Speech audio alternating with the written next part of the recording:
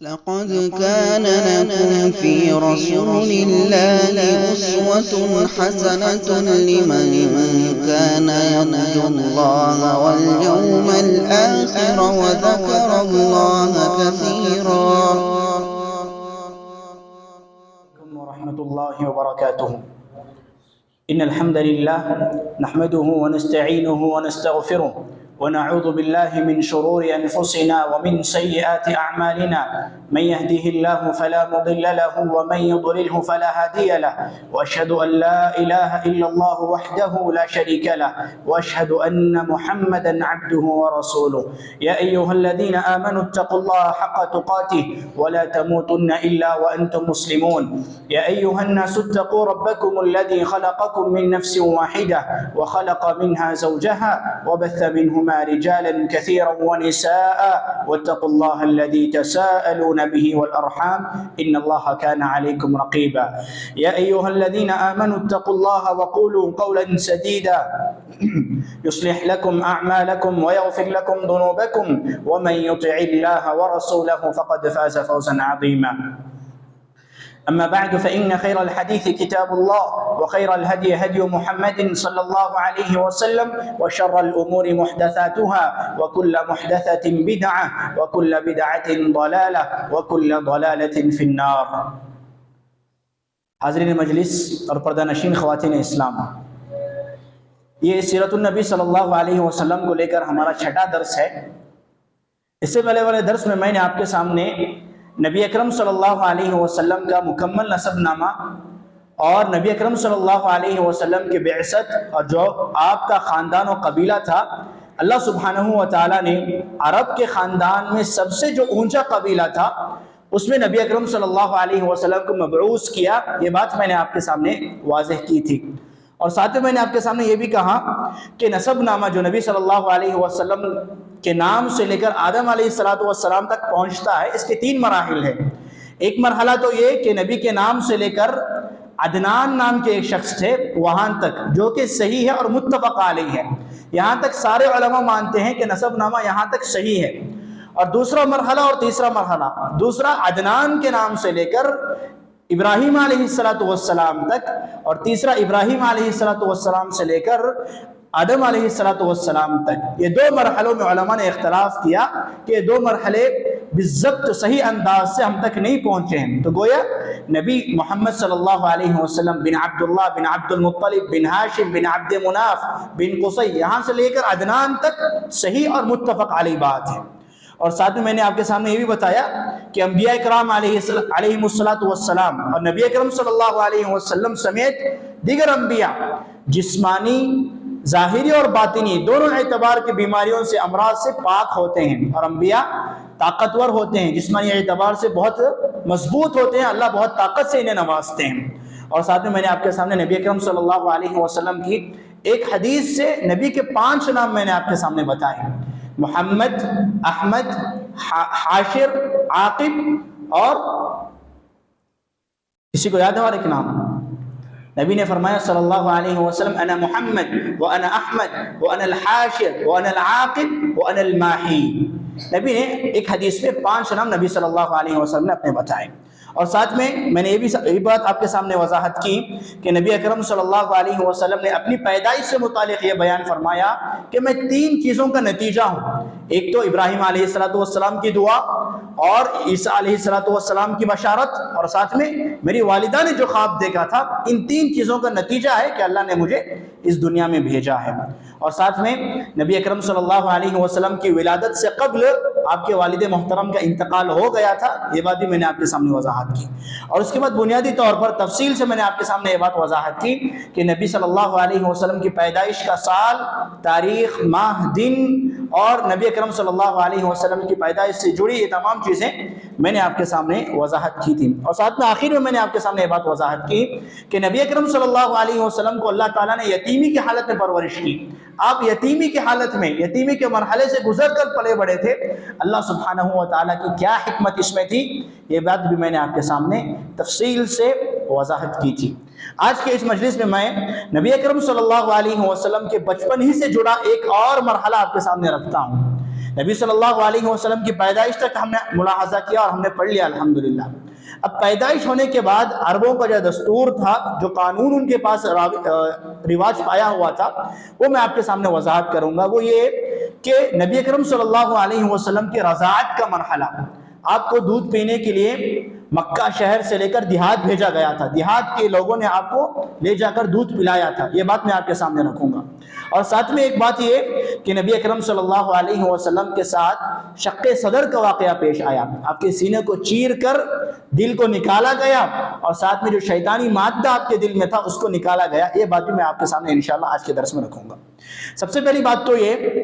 کہ نبی اکرم صلی اللہ علیہ وسلم کی رضاعت کا مرحلہ آتا ہے۔ نبی صلی اللہ علیہ وسلم مکہ شہر میں زندگی گزار رہے تھے، اور عرب کے لوگوں کا یہ دستور تھا کہ جو بچے ان کے ہاں ولادت پاتے تھے وہ شہر میں رکھنے کی بجائے قریوں کو، دیہات کو بھیج دیتے اپنے بچوں کو۔ دیہات کی جو عورتیں ہوتی وہ آتی شہر کو اور وہاں سے اپنے بچوں کو لیتی، ایک ایک بچے کو ایک عورت لیتی، اور پھر اپنے قریے میں، اپنے دیہات میں جا کر وہاں بچوں کو پالتی تھی، ان کو دودھ پلاتی تھی، اور جب ان کی دودھ کی مدت، رضاعت کی مدت ختم ہوتی، واپس لا کر شہر چھوڑا کرتے تھے۔ اور آج بھی ہم جانتے ہیں شہر کے مقابلے میں دیہات میں جو قریے ہوتے ہیں وہاں بیماریاں کم ہوتی ہیں، وہاں کے لوگ فطرت سے زیادہ قریب ہوتے ہیں۔ تو یہی معاملہ، اور عرب کا یہ دستور تھا، تو یہی معاملہ نبی اکرم صلی اللہ علیہ وسلم کے ساتھ بھی ہوا۔ بنیادی طور پر یہ بات یاد رکھیں کہ مؤرخین اور سیرت نگار لکھتے ہیں کہ نبی اکرم صلی اللہ علیہ وسلم کو دودھ پلانے والی 3 عورتیں تھیں۔ ایک تو آپ کی والدہ، بعض مؤرخین اس کو مانتے ہی نہیں، مگر صحیح بات یہ ہے کہ آپ کی والدہ نے بھی آپ کو دودھ پلایا تھا۔ بعض مؤرخین نے صرف 3 دن لکھا، بعض نے 7 دن اور بعض نے 9 دن کی مدت لکھی۔ بہرحال جو بھی ہو، آپ کی والدہ نے بھی آپ کو دودھ پلایا تھا۔ سب سے پہلی بات تو یہ، اور دوسری بات، مکہ ہی میں ایک خاتون تھی، ام ایمن ان کا نام تھا، اور یہ نبی اکرم صلی اللہ علیہ وسلم کی والدہ جن کا نام آمینہ تھا نا، ان کے ہاں بہت قریبی تعلق تھا ان کا، ام ایمن کا۔ جب نبی کی ولادت ہوئی تو انہوں نے ان کی والدہ کا بہت ہاتھ بٹایا تھا، اور ان کی پیدائش کے بعد بھی نبی کی بہت دیکھ بھال انہوں نے کی۔ نبی کے والدہ کے انتقال کے بعد بھی ام ایمن، یہ جو عورت ہیں، یہ جو خاتون ہیں، انہوں نے نبی اکرم صلی اللہ علیہ وسلم کی بہت دیکھ بھال کی تھی۔ یہ عورت نے بھی نبی اکرم صلی اللہ علیہ وسلم کو دودھ پلایا تھا۔ اور ایک نام ہے سویبہ، ان کا نام ہے سویبہ، اور یہ ابو لہب جو تھا نا نبی صلی اللہ علیہ وسلم کا دشمن اور چچا نبی صلی اللہ علیہ وسلم کا، یہ اس کی لونڈی تھی، سویبہ ان کا نام تھا۔ اس خاتون نے بھی نبی اکرم صلی اللہ علیہ وسلم کو دودھ پلایا تھا، اور ساتھ میں اسی خاتون نے، اسی عورت نے نبی صلی اللہ علیہ وسلم کے چچا حمزہ بن عبد المطلب کو بھی دودھ پلایا تھا۔ اور چوتھی خاتون کا نام، میں نے 3 خاتون بتایا نا، 4 خاتون نبی صلی اللہ علیہ وسلم کو دودھ پلانے میں۔ چوتھی خاتون جن کے بارے میں بہت معروف ہے حلیمہ سعدیہ، اور بنیادی طور پر لوگ یہی جانتے ہیں کہ حلیمہ سعدیہ کے پاس آپ نے دودھ پیا، اور اس سے قبل نبی کی والدہ ام ایمن، سویبہ نام کی ایک خاتون جو ابو لہب کی لونڈی تھی، اور پھر جا کر حلیمہ سعدیہ کا نام آتا ہے۔ اور حلیمہ سعدیہ اور سویبہ،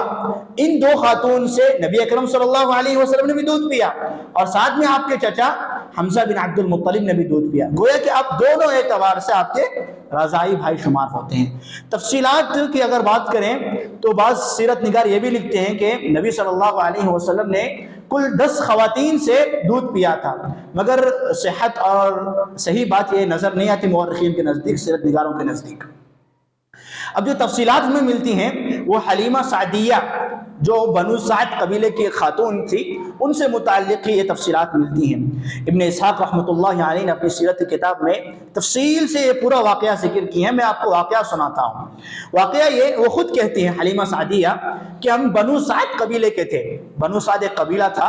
ہم سب عورتیں اسی قبیلے کی تھیں، اور یہ دستور ہمارا تھا کہ ہم 10 15 20 عورتیں مل کر سال 2 سال 3 سال میں ایک مرتبہ شہر جاتے، اور وہاں سے ایک ایک بچے کو اپنے ماتحت لے کر ان کی ماں سے درخواست کر کے ان کے بچے کو اپنے ساتھ لے آتے تھے۔ یہی معاملہ ہوا، ہم کل تقریباً 10 خواتین نکلے تھیں بنو سعد قبیلے سے، اور مکہ ہم لوگ پہنچے، اور میں، میرا شوہر اور میرا ایک چھوٹا سا بچہ تھا، دودھ پیتا بچہ تھا ان کا، اور ان کی ایک گدی تھی، وہ گدی پر سوار ہوئے، سارے قبیلے کے لوگ ایک ساتھ نکلے تھے، گدی پر یہ سوار تھیں۔ یہ اس وقت جو ہے نا قحط سالی بہت عام تھی، اور ان کے پاس کھانے پینے کے لیے کچھ بھی تھا ہی نہیں، خود ان کا بچہ جو دودھ پیتا تھا نا وہ خود بھوکا تھا. یہ خود کہتی ہیں کہ ہم لوگ رات بھر سوتے ہی نہیں تھے, بچہ بل بلا کے روتا تھا بھوک کی وجہ سے, اور میرے جسم سے اتنا دودھ بھی نہ تھا کہ بچہ سیراب ہو سکے.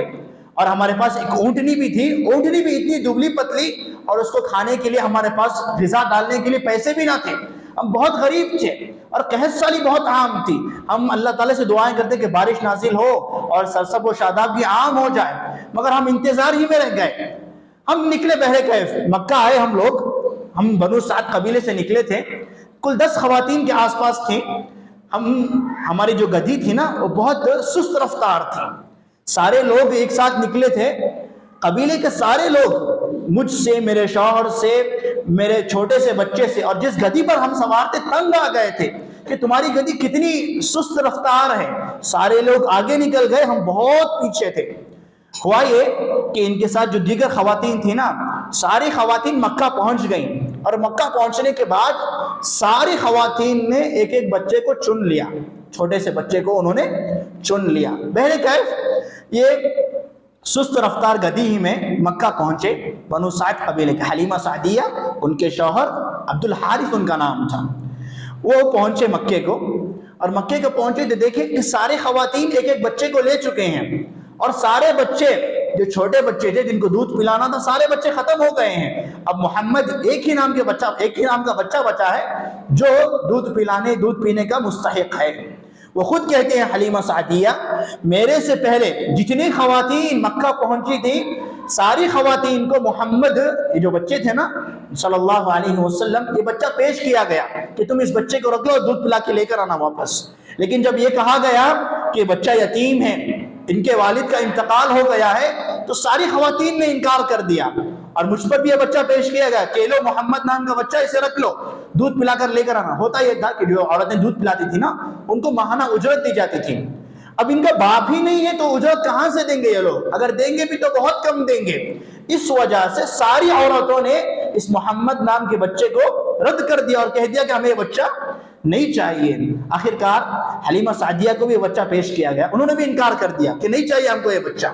ان کی ماں ہے, ان کے دادا ہیں, ہم کو کیا اجرت دیں گے, یہ اگر دیں گے تو بہت مختصر سی اجرت دیں گے, تو ہمیں نہیں چاہیے, ہمیں ایک اچھے گھرانے کا بچہ چاہیے تاکہ ہمیں اجرت مل سکے. اور پہلے سے حلیمہ سعدیہ, ان کا حال میں نے بتایا, بہت بھوکے تھے یہ لوگ, بہت قحط سالی میں زندگی گزار رہے تھے. آخرکار 2-3 دن وہ مکے میں رکتے تھے. اب جو آخری رات انہوں نے مکے میں پڑاؤ کیا نا, حلیمہ سعدیہ نے اپنے شوہر عبد الحارث سے آ کر کہا کہ دیکھو میری جو سہیلیاں ہیں نا جو ہمارے گاؤں سے آئی ہیں, سب کے ہاں ایک ایک بچہ ہے, سب کو بچہ مل چکا ہے, اب میں ہی ایک خاتون ہے جس کو بچہ نہیں ملا ہے, اور خالی ہاتھ مجھے واپس گاؤں لوٹنے میں شرم آتی ہے, تو لہٰذا ہم اس یتیم بچے کو ہی لے لیتے ہیں, اگر آپ اجازت دیتے ہیں تو میں اس بچے کو لے لوں گی. حلیمہ سعدیہ کے شوہر نے کہا ٹھیک ہے کوئی مسئلہ نہیں, آپ اس بچے کو لے لیں, اللہ سے امید کرتے ہیں ہم کہ اس بچے کے اندر انشاءاللہ خیر و برکات رہیں گے. وہ کیا معلوم تھا کہ جس بچے کو وہ لینے جا رہے ہیں کہ وہ دنیا کے امام ہیں, دنیا کی سب سے بڑی ہستی ہیں. لہٰذا وہ لیے اپنے بچے کو, لیے اور مکے سے نکل گئے. مکے سے نکلے, ایک جگہ پڑاؤ انہوں نے ڈالا. پڑاؤ ڈالنے کے بعد وہ کہتے ہیں, حلیمہ سعدیہ کا خود بیان میں نے آپ کے سامنے بیان کیا کہ میرے جسم میں اتنا دودھ نہیں تھا کہ میرا بچہ خود سیراب ہو سکے. جب وہ محمد کو میں نے اپنے گود میں لیا نا تو انہوں نے اتنا دودھ میرے جسم سے پیا, اتنا دودھ انہوں نے میرے جسم سے پیا, خوب محمد نے سیراب ہو گئے, خوب دودھ انہوں نے پیا. اور اتنا ہی نہیں, میرا جو سگا بچہ تھا نا اس نے بھی خوب دودھ پیا. اور جو ان کی اونٹنی تھی جو ایک قطرہ دودھ بھی نہیں دھوتی تھی, اور ان کے شوہر گئے اونٹنی کے پاس دودھ دھونے کے لیے, کہتے ہیں کہ تھن بھر کر دودھ نکل آیا. ان کے شوہر خوب سیراب ہو کر پیے, اور پھر اپنی بیوی حلیمہ سعدیہ کو بھی پیالے میں دودھ لا کر دیا اور انہوں نے پی لیا. اس کے بعد حلیمہ سعدیہ کہتی ہیں کہ فَبِتْنَا بِخَيْرِ اللَّيْلَةِ, بہت مہینوں کے بعد یہ رات ایسی ہماری گزر رہی ہے کہ ہم آرام کی نیند سو رہے ہیں, پیٹ بھر کر دودھ پیے ہیں, اور ہم بہت مہینوں کے بعد ایسی نیند اور ایسی رات ہمیں میسر ہو رہی ہے. سبحان اللہ. صبح ہوئی, ان کے شوہر آئے حلیمہ سعدیہ کے پاس, انہوں نے کہا کیا تمہیں تعجب نہیں ہو رہا ہے کہ جب سے بچہ ہمارے ہاتھوں میں آیا ہے تب سے اللہ کے خیر و برکات ہمارے دربار میں, ہمارے گھر میں نازل ہوتے جا رہے ہیں؟ نے کہا حلیمہ سعدیہ نے, ہاں میں بھی یہ غور کر رہی ہوں کہ اللہ کے برکات, اللہ ہمارے اوپر بارش نازل کر رہا ہے خیر و برکات کی. لہذا سفر سے اپنے قبیلے کو پہنچ گئے, اور جانتے ہیں قبیلے کے وہ جب واپس پہنچے وہ گاؤں کو، تو جس سست رفتار گدھی پر یہ سوار تھے اسی گدھی پر یہ سوار ہیں پھر سے، اور جو مکہ پہنچنے وقت یہ سب سے آخر میں پہنچے تھے، اور جب اپنے وہ گاؤں کو واپس جا رہی ہیں ہاتھ میں محمد کو لیے ہوئے ہیں صلی اللہ علیہ وسلم، سب سے پہلے اپنے گاؤں کو پہنچتی ہیں۔ سبحان اللہ، جو گدھی سست رفتار تھی اب وہ چست ہو گئی ہے۔ سارے گاؤں کے لوگ نے تعجب کیا اور ان سے پوچھا کہ یہ وہی گدھی ہے نا جس پر تم سوار ہو کے آئے تھے جو سست رفتار تھی؟ نے کہا ہاں یہ وہی گدھی ہے، کیا ہو گیا ہے اسے کہ تم کیا کھلاؤ کیا پلاؤ اتنا تیز رفتار یہ جا رہی ہے؟ کچھ نہیں، بس جب سے بچے کو ہم نے لیا ہے خیر و برکات اللہ سبحانہ و تعالی ہم پر نازل کر رہے ہیں۔ اور حلیمہ سعدیہ کا بیان ہے کہ وہ خود کہتی ہیں اگر محمد کے علاوہ کوئی اور بچہ ہوتا نا تو ہم اس کو لے لیتے، کوئی بچہ مکے میں باقی ہی نہیں تھا، مجبوراً ہم نے محمد کو لیا صلی اللہ علیہ وسلم۔ اور پھر اپنے شہر یہ پہنچے۔ شہر پہنچنے کے بعد اللہ سبحانہ و تعالیٰ کا کرنا ایسا ہوا کہ ان کے گھر میں اتنی خیر و برکات نازل ہوئی کہ خود تعجب کر رہی تھی، اور مکے کے پہنچنے کے بعد جو دیگر خواتین ان کے ساتھ آئی تھی یہ سارا مشاہدہ کر رہی تھی کہ ان کے گھر میں کتنے خیر و برکات نازل ہو رہے ہیں، اور جو اونٹنی جو بکریاں ان کے پاس تھیں یہ چرنے کے لیے بھیجا کرتے تھے، اور چر کر آنے کے بعد ان کے جانوروں میں اتنا دودھ نکلتا یہ خود تعجب کرتے تھے، اور سارے قبیلے والے لوگ تعجب کر رہے ہیں۔ اس کے برخلاف اگر آپ دیکھیں تو سارے قبیلے کے جو اونٹنیاں تھیں بکریاں تھیں ان کے جسم سے ان کے بدن سے جانوروں کے ایک قطرہ دودھ بھی نہیں نکلتا۔ یہ ایک دو دن کی بات نہیں، کئی دنوں تک ایسا ہی مسئلہ رہا۔ جو دیگر قبیلے والے لوگ تھے انہوں نے اپنے چرواہوں کو بولا، چرواہوں کو اڑاتے ہوئے ان کو ڈانٹتے ہوئے یہ بات کہی کہ دیکھو، انہوں نے کہا جہاں حلیمہ سعدیہ کے جانور چرتے ہیں جس باغ میں جس کھیت میں، تم ہمارے جانوروں کو لے جا کر وہی چروانا کہ دیکھو ان کے جانور بہت دودھ ہوتے ہیں، ہمارے جانوروں کے ہاں دودھ ہی نہیں نکلتا۔ لہٰذا وہ جانوروں کو حلیمہ سعدیہ کے جہاں جانور چرتے تھے وہاں لے کر چرائے گئے، لیکن پھر بھی دودھ کا ایک قطرہ ان کے بدن سے نہیں نکلتا تھا۔ اللہ سبحانہ و تعالیٰ کے خصوصی برکات تھے کہ حلیمہ سعدیہ کے گھر میں اللہ سبحانہ و تعالیٰ ایک خصوصی برکات نازل فرماتا رہا۔ اب 2 سال کی مدت ختم ہوئی، رضاعت کی مدت ختم ہو گئی۔ اب انہوں نے 2 سال کی اس طویل عرصے میں جو خیر و برکات دیکھے تھے حلیمہ سعدیہ اور ان کے شوہر نے، وہ محمد صلی اللہ علیہ وسلم کو واپس بھیجنا نہیں چاہ رہے تھے، کیونکہ انہی کی وجہ سے تو برکات نازل ہو رہے ہیں۔ اب بہرے کیف 2 سال ہو گئے ہیں، دودھ کی مدت ختم ہو گئی، واپس ان کے والدہ کے پاس جا کر چھوڑنا ہی تھا۔ اب گئے ان کے والدہ کے پاس لا کر چھوڑے تو انہوں نے کہا کہ دیکھو کہ فَإِنِّي أَخْشَىٰ عَلَيْهِ وَبَاءَ مَكَّةَ، انہوں نے محمد نامی بچے کو صلی اللہ علیہ وسلم مزید اپنے پاس رکھنا چاہا، لیکن کچھ بہانہ تو چاہیے رکھنے کے لیے، ایسے اگر پوچھیں کہ اور مزید رکھ لے تو کوئی والدہ نہیں مانے گی۔ تو انہوں نے ایک بات ان سے کہی، آمینہ سے جو نبی کی والدہ تھی، کہ دیکھو مکے میں بیماریاں بہت زیادہ ہیں، اور محمد نام کے جو آپ کا بچہ ہے نا، یہ بچہ اس وبا کا شکار ہو سکتا ہے، لہٰذا مزید اور چند مہینے چند سال ہمارے پاس ہی رہنے دیں، تاکہ جب وبا ختم ہو جائے اور بچہ اور کچھ نشو نما پا لے ہم لا کر واپس چھوڑ دیں گے۔ اور خود حلیمہ سعدیہ کا بیان ہے 2 سال کے اس عرصے میں جو دیگر بچے نشو نما پاتے ہیں، پرورش پاتے ہیں، ان سے کہیں گنا زیادہ محمد صلی اللہ علیہ وسلم توانائی حاصل کی تھی، انہوں نے مضبوط ہو گئے تھے، حشاش بشاش تھے محمد صلی اللہ علیہ وسلم۔ جب آمنہ سے انہوں نے درخواست کی کہ ان کے والدہ نے اجازت دی، ٹھیک ہے لے کر چلے جاؤ۔ اب لے کر آ کر چند ماہ ہی گزرے تھے کہ محمد صلی اللہ علیہ وسلم اور حلیمہ سعدیہ کا سگا بیٹا جن کا نام عبداللہ تھا، 2 تھے نا، حلیمہ سعدیہ کا ایک سگا بیٹا بھی تھا جو ابھی محمد صلی اللہ علیہ وسلم کی عمر ہی کا تھا تقریباً، وہ دونوں اپنے گھر کے پیچھے حصے میں کھیل رہے تھے، کچھ بیٹھے ہوئے تھے کہ وہ چھوٹا بچہ جو عبداللہ ہے حلیمہ سعدیہ کا جو سگا بیٹا ہے، وہ کہتا ہے کہ 2 لوگ اچانک سے آئے، محمد صلی اللہ علیہ وسلم کو انہوں نے لٹایا، ان کا سینہ چیرا اور ان کا دل نکالا، اور ان کے دل سے ایک شیطانی جو مادہ تھا اس کو نکال کر پھینکا، زمزم سے دھویا، ایمان اور حکمت نبی صلی اللہ علیہ وسلم کے دل میں بھر دی۔ اس سارے احادیث کی روشنی میں آپ کے سامنے خلاصہ رکھ رہا ہوں۔ ایمان اور حکمت نبی صلی اللہ علیہ وسلم کے دل میں انہوں نے بھر دی اور دل واپس رکھا اور سینے کو سلائی کر دی، اس کی واپس چلے گئے۔ اب جو بچہ چھوٹا سا بچہ تھا نا، گھبرا گیا، سارا واقعہ دیکھ رہا تھا، بھاگا بھاگا اپنی والدہ کے پاس حلیمہ سعدیہ کے پاس آیا اور کہا کہ دیکھو ہمارا جو قریشی بھائی ہے نا محمد، وہ قتل کر دیا گیا۔ اس کے پاس لوگوں نے آیا اور مار کر چلے گئے۔ اس کو کیا معلوم تھا کہ ان کے ساتھ ایسا واقعہ ہوا ہے کہ اب حلیمہ سعدیہ اور ان کے شوہر دوڑے دوڑے آئے محمد کے پاس صلی اللہ علیہ وسلم، دیکھا کہ ان کے چہرے کا رنگ ہی اڑ گیا ہے، بچہ بہت گھبرایا ہوا ہے۔ بچے سے پوچھا کہ بچہ کیا ماجرا ہے، کیا ہوا تمہارے ساتھ؟ بچے نے محمد صلی اللہ علیہ وسلم نے سارا واقعہ بتایا کہ 2 لوگ آئے میرے پاس، انہوں نے ایسا ایسا میرے ساتھ کیا اور واپس چلے گئے۔ اب حلیمہ سعدیہ اور ان کے شوہر بہت ڈر گئے تھے۔ ڈرنے کی وجہ کیا تھی؟ رضاعت کی مدت ختم ہو گئی، انہوں نے والدہ سے مانگ کر بچے کو لائے تھے نا، والدہ سے مانگ کر بچے کو لائے تھے، تو اب حفاظت ان کو دگنی کرنی پڑتی تھی کیونکہ مانگ کر لائے ہیں بچے کو۔ اب ہوا یہ کہ ایسا واقعہ ہو گیا، بہت ڈر گئے، تو انہوں نے ایک ارادہ کیا، اب جا کر ہم اس بچے کو واپس چھوڑ آتے ہیں۔ مکہ واپس آئے آمینہ کے پاس، کچھ نہیں کہا ان سے، والدہ کو کہیں گے تو ڈر جائیں گے۔ انہوں نے کہا کہ یہ لیجیے آپ کی امانت اور آپ کے پاس ہم آپ کے حوالے کر رہے ہیں، یہ لیجیے۔ آمینہ جو ان کی والدہ تھی، ان کو بہت تعجب ہوا، انہوں نے پوچھا تم اس بچے کو میرے سے مانگ کر لے کر گئے تھے نا، اور تم بہت چاہ رہے تھے کہ بچے تمہارے پاس رہے، ابھی چند ماہ ہی گزرے، کیوں واپس لا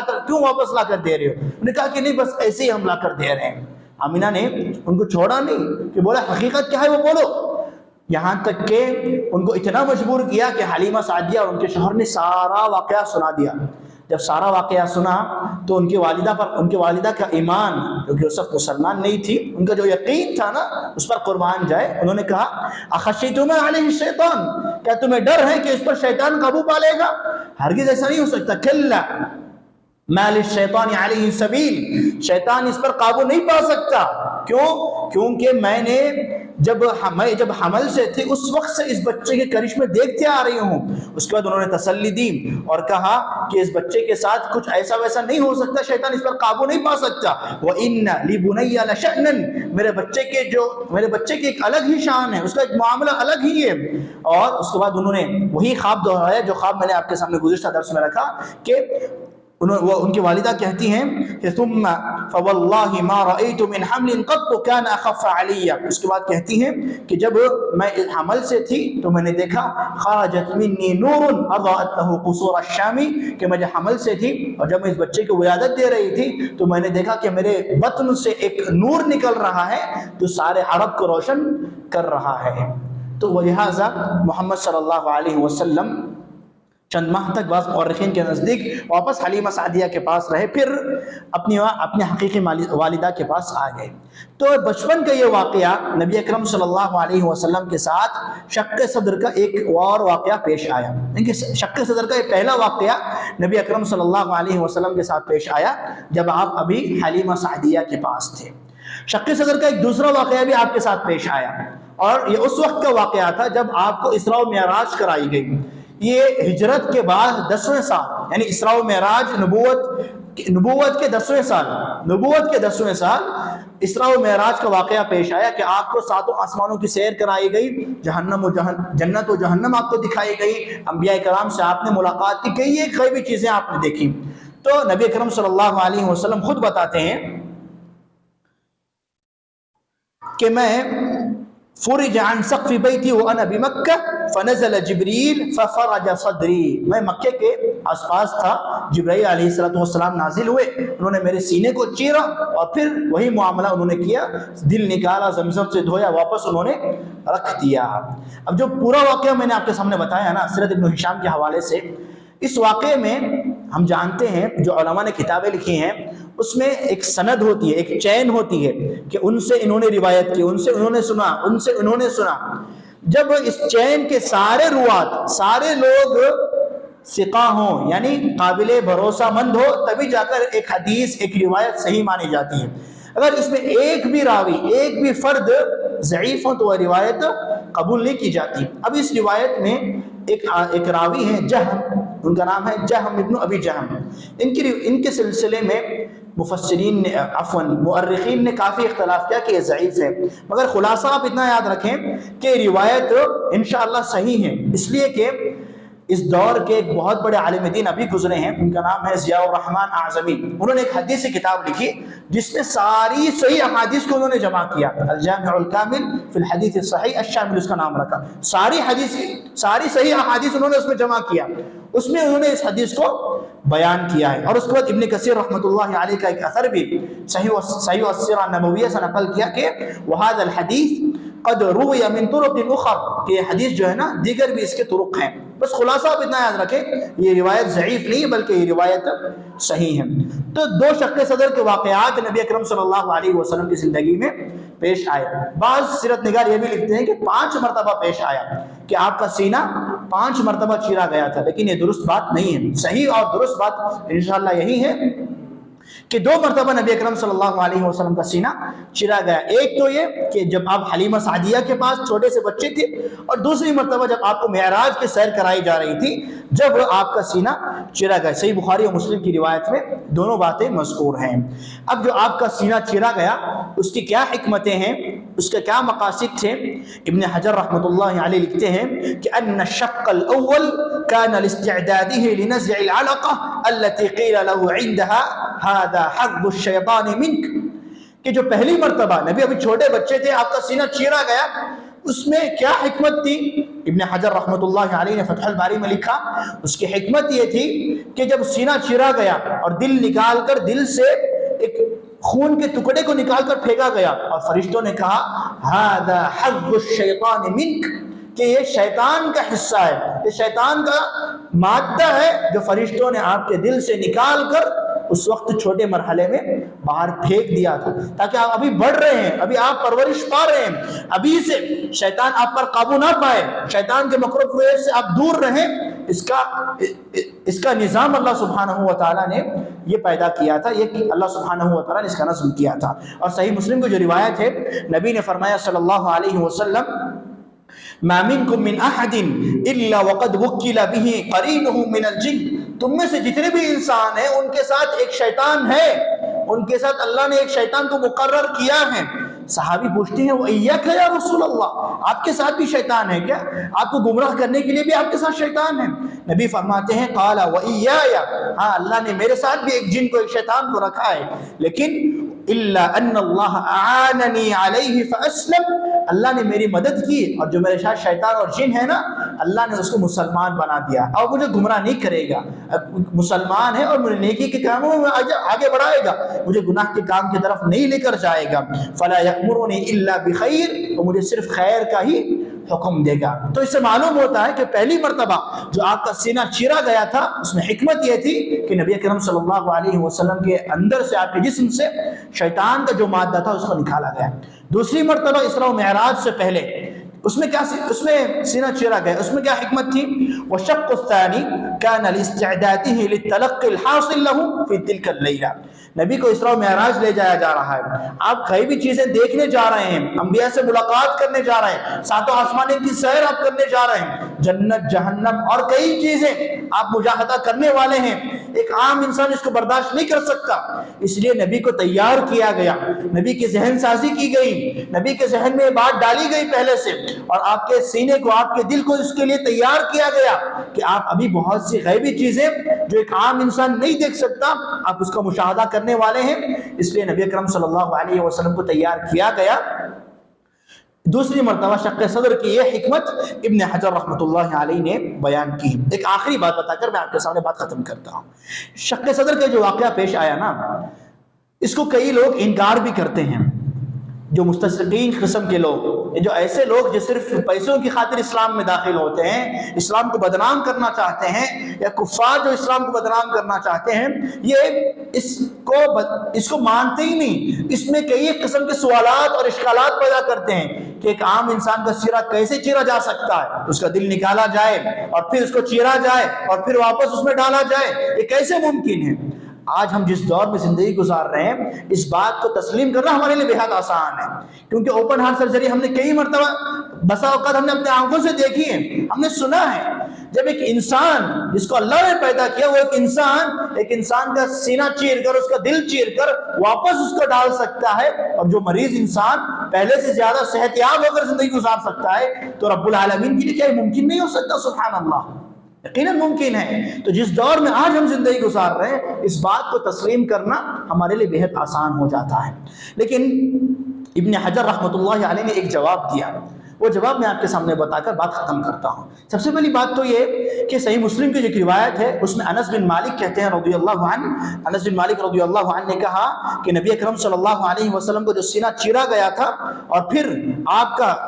آپ کو جو سلائی کی گئی تھی، آپ کو جو ٹاکے ڈالے گئے تھے، میں سمجھنے کے لیے کہہ رہا ہوں، لیکن وہ غیبی چیز تھی، اللہ نے سینہ چیرا اور واپس رکھا، ہم نہیں جانتے کیسا تھا، لیکن ہم یقین رکھتے ہیں کہ نبی کے ساتھ یہ واقعہ پیش آیا۔ کیوں؟ کیونکہ نبی نے خود ہمیں بتایا، اور صحیح احادیث میں اللہ کے نبی صلی اللہ علیہ وسلم نے ہمیں یہ بات پہنچائی ہے۔ انس بن مالک کہتے ہیں رضی اللہ عنہ کہ میں نبی کے سینے کو دیکھتا تھا تو میں اس سلائی کے نشان میں دیکھا۔ انس بن مالک کہتے ہیں، صحیح مسلم کی روایت ہے کہ نبی صلی اللہ علیہ وسلم کے سینے میں نے وہ سلائی کے نشان دیکھے تھے جو فرشتوں نے آپ کو شق صدر کے بعد سلائی کی تھی، میں نے وہ وَكُنْتُ أَرَى أَثَرَ مِخْيَةَ فِي صَدْرِهِ رسول اللہ صلی اللہ علیہ وسلم، ایسا انس بن مالک رضی اللہ عنہ کہتے ہیں۔ اب ابن حجر رحمۃ اللہ علیہ نے لکھا کہ دیکھو، ہمارے عقل میں اگر کوئی بات آئے یا نہ آئے، اگر صحیح احادیث کے روشنی میں نبی نے ہمیں بتایا ہے کہ میرے ساتھ یہ واقعہ پیش آیا، تو ہم اس کو تسلیم کرتے ہیں، اگرچہ ہمارے ذہن و دماغ میں یہ بات پڑے یا نہ پڑے، لیکن ہم یقین رکھتے ہیں، نبی نے کہا تو ہم یقین رکھیں گے۔ ابن حجر کہتے ہیں وَجَمِيعُ مَا وَرَدَ مِن شَقِّ الصَّدْرِ وَاسْتِخْرَاجِ الْقَلْبِ، جو بھی روایات ہمیں ملتی ہیں کہ جس میں نبی کا سینہ چیرا گیا، آپ کا دل نکالا گیا، وَغَيْرِ ذَلِكَ مِنَ الْأُمُورِ الْخَارِقَةِ لِلْعَادَةِ، اور کئی ایسے واقعات جو عادتاً نہیں ہوتے انسان کے ساتھ مگر نبی کے ساتھ وہ ہوئے، وہ پیش آئے، ہم ان تمام چیزوں پر مما یجب التسلیم له دون التعرض، ہم اس پر یقین رکھتے ہیں، ہم اس پر ایمان لاتے ہیں، اس سے ہم منہ نہیں پھیریں گے، اس کا انکار نہیں کریں گے۔ کیوں؟ لصرفه عن حقیقته لصلاحیت القدرت فلا يستحیل شیء من ذلك، کیونکہ جو معجزات نبی کے ساتھ ہوتے ہیں نا، وہ انسانی عادات کے بہت اوپر ہوتے ہیں۔ معجزہ جو نبی کے ساتھ ہوتا ہے وہ اللہ کرواتے ہیں، اور ایک انسان جب ایک دوسرے انسان کا سینہ چیر کر اس کو صحت یاب کر سکتا ہے، تو یہ رب العالمین اور خالق کائنات کے لیے کیسے ممکن نہیں ہو سکتا کہ وہ سینہ چیرے اور پھر دوبارہ ان کا سینہ چیر کر ان کا دل واپس رکھ کر ان کو صحت یاب زندگی گزارے، یقیناً یہ ممکن ہے، اور صحیح احادیث میں یہی ثابت ہے۔ لہٰذا ہم اس میں کسی قسم کے اشکالات، شکوک و شبہات کا ہم نہ اعتراف کریں گے نہ اس میں ہم پڑھیں گے، بلکہ نبی نے بتایا تو ہم تسلیم کریں گے، اور جو انکار کرتے ہیں ہم ان کو سچا اور حقیقی مسلمان نہیں مانتے، کیونکہ وہ نبی کے احادیث کا انکار کرتے ہیں اور نبی کے ساتھ ہوئے واقعے، صحیح واقعے کا وہ انکار کرتے ہیں۔ یہی بات میں نے آپ کے سامنے آج رکھنا چاہا کہ نبی چھوٹے مرحلے میں رضاعت کا جو مرحلہ تھا نبی اکرم صلی اللہ علیہ وسلم کے ساتھ، اور اس وقت جو شق صدر کا واقعہ پیش آیا وہ، اور جب آپ اسراء و معراج کے لیے لے جائے جا رہے تھے اس سے پہلے آپ کے ساتھ شق صدر کا اور ایک واقعہ پیش آیا۔ یہ دو باتیں میں نے آپ کے سامنے رکھی۔ اللہ تعالیٰ سے دعا ہے کہ اللہ سبحانہ و تعالیٰ ہم تمام کو